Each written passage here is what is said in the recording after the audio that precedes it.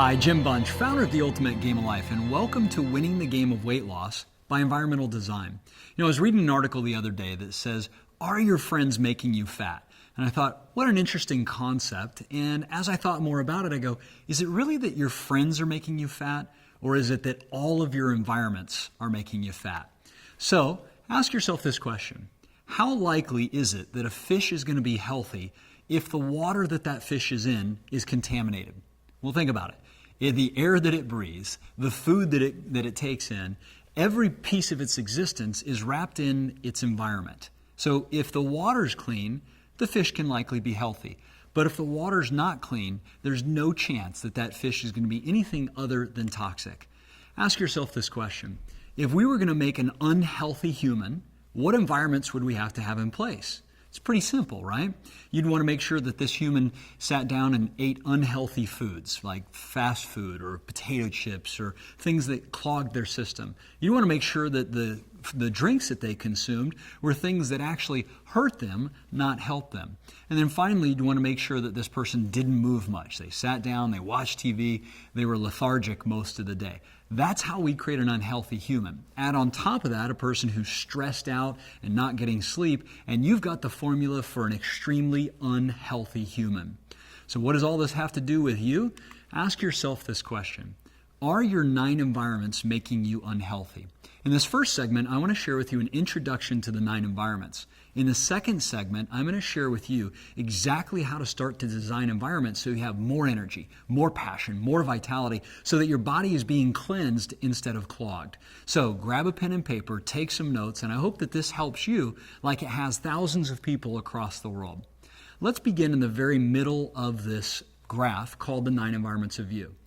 The YOU stands for the part of you that's always been here. It's never going to change.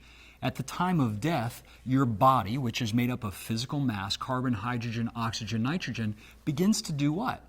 It begins to decay. The moment that body begins to decay, it allows that soul or that spirit or that energy to return back to everything that's always been here. We call that soul, that spirit, that energy, the YOU. And that part of you is unchanging. It's always been here through all time, and it will always be here from here going forward. So this part doesn't really change much.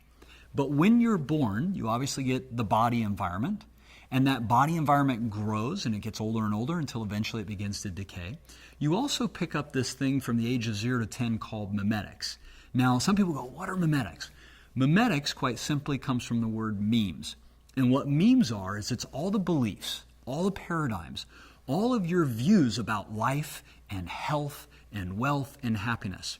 It's also what one of my good friends, John Asrafs, has invested many of his years doing, is studying what are the beliefs and the neuroplasticity that are necessary for high performance versus people who have the beliefs and the disempowering behaviors who struggle with their wealth or struggle with their health or struggle with their happiness.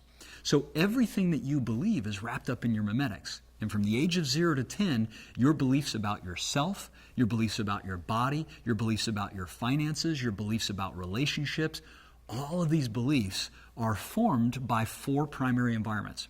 Your father, your mother, the church, and the state, and then we get exposed to media. Ask yourself this question. How many of you have looked around a restaurant or just been out in public and seen kids that are sucked into their iPads or their iPhones or their devices? All day, for hours a day, on average 6 hours a day, these children are connected to social media, to games, to all these environments that are forming their beliefs. So I ask this question. If you've ever struggled in any area of your life, is it possible that your mimetics were done by default instead of by design? You see, the big piece to understand when you're trying to create ultimate health is your belief, your inner game is going to have a massive impact on the results that you produce in the outer 8 environments. So again, I'm giving you an intro and an overview to the concept of environments here, and then in the next section, I'm going to share with you exactly how to redesign your beliefs, how to redesign your body, how to redesign your finances, how to redesign all your environments so that instead of making you unhealthy, sick, and broke, your environments are actually inspiring you to be the best you that you can. So the first real environment we discuss is the mimetics. And as I mentioned, John Asraf is one of the world-leading experts in how to restructure your brain patterns and your beliefs. The first or next environment I want to talk to you about is called the body environment. And everyone has a body environment. If you look at your body environment, you have an internal body and you have an external body. That internal body is what makes up your bones, your tissues, your cells, your organs, and everything inside, all the way down to your DNA. Your external body environment is what you see in yourself and other people. It's what you see in the mirror. It's the color of your hair. It's the complexion of your skin.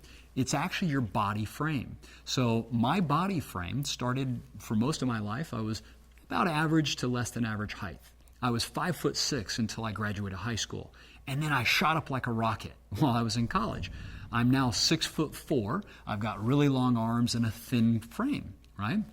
I have friends who maybe are a little bit shorter, a little bit wider, different skin texture, different skin tones, and as a result, their experience of the body environment is different than mine. So when you think about your body environment, you not only think about what you have as a body, but what are the other environments that are necessary to keep you at your optimum performance, right? So we know that if you're eating healthy foods and you're taking in the right nutrition and getting the right sleep and the right exercise, your body is going to be healthier.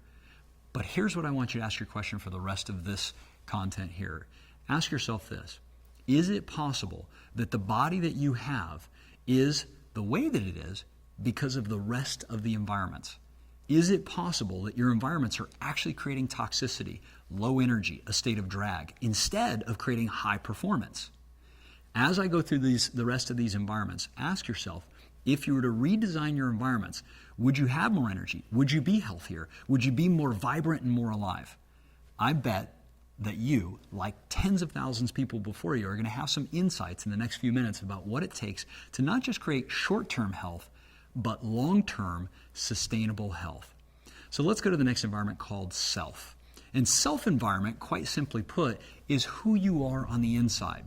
If you've ever taken any kind of profiles or assessments like the DISC profile or the values assessment or the Colby or Print or wealth profile, these profiles are designed to help you discover who you are.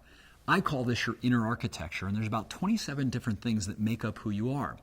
If somebody is at a job that they don't love, in other words, they're not playing to their strengths, gifts, and talents, it's not in alignment with their vision, mission, and values, they're going to experience more stress. 54% of the workforce right now in corporate America feels that they are not fully engaged in their strengths.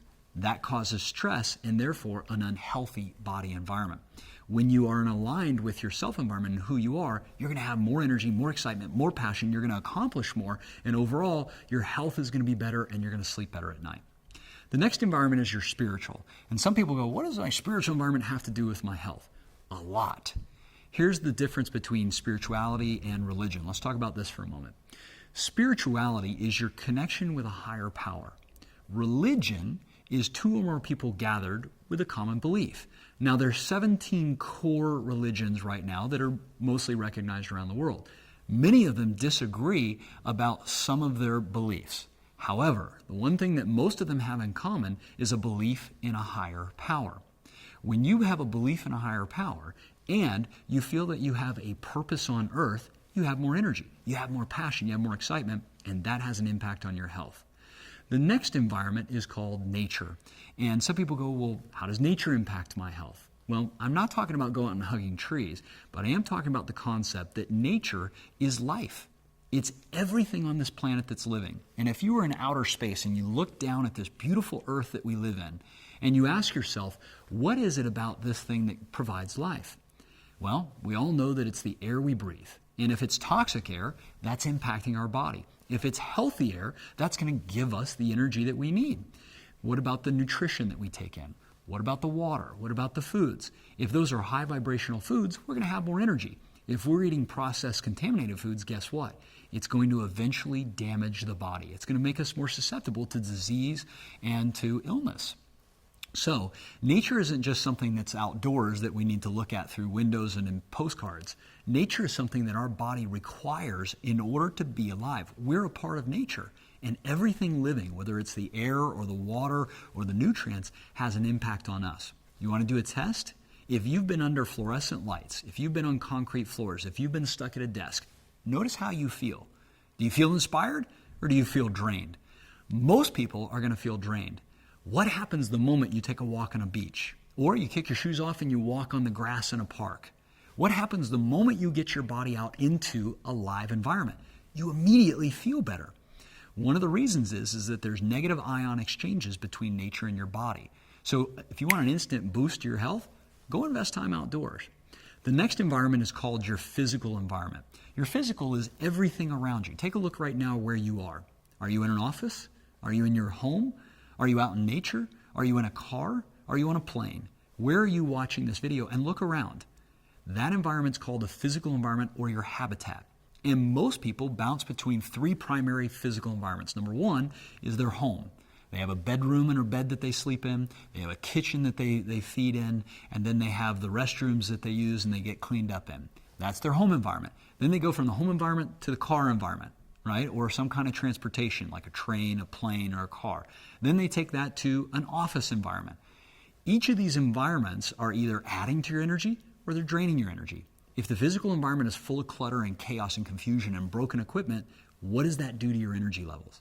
If your physical environment is one that's designed for health, it has fresh air, it has natural lighting, it has energetic people, guess what?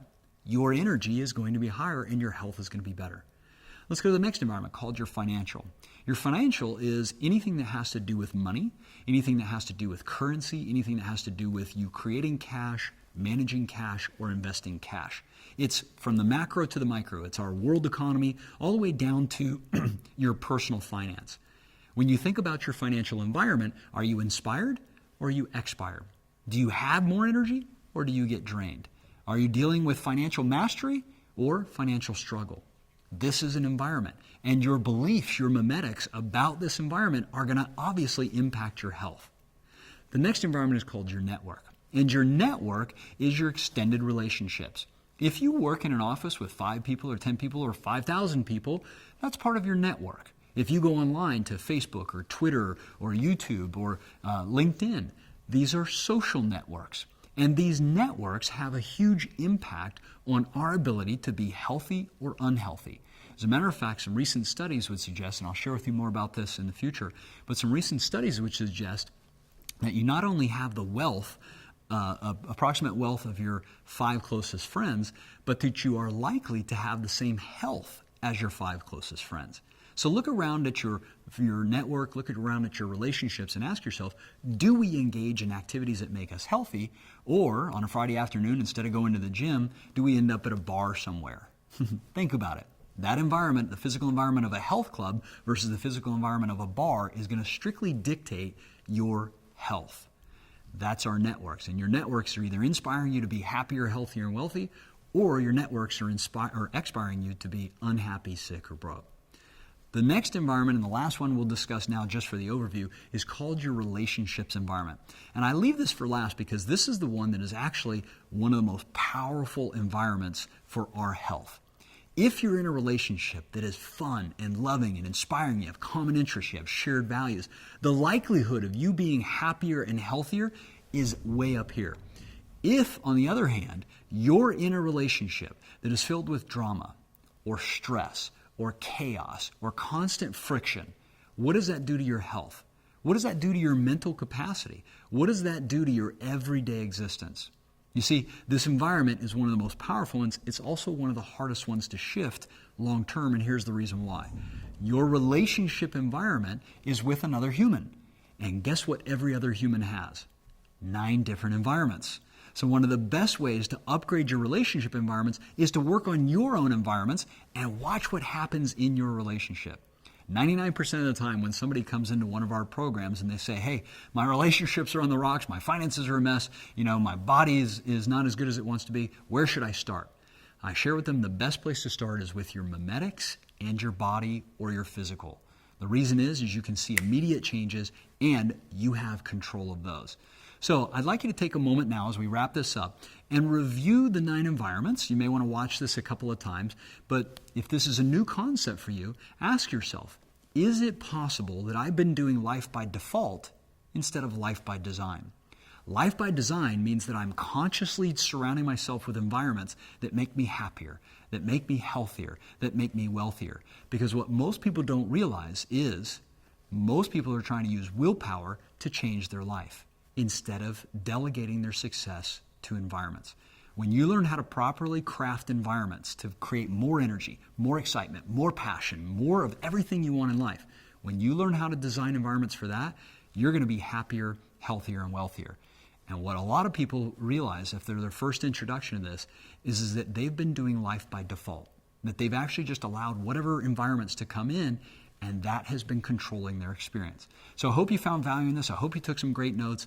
Take a quick inventory, press the pause button, and we're going to take you into the next section, which is how to start designing your environments for ultimate health. This is Jim Bunch, founder of The Ultimate Game of Life, saying, remember, it's your choice to create your ultimate life.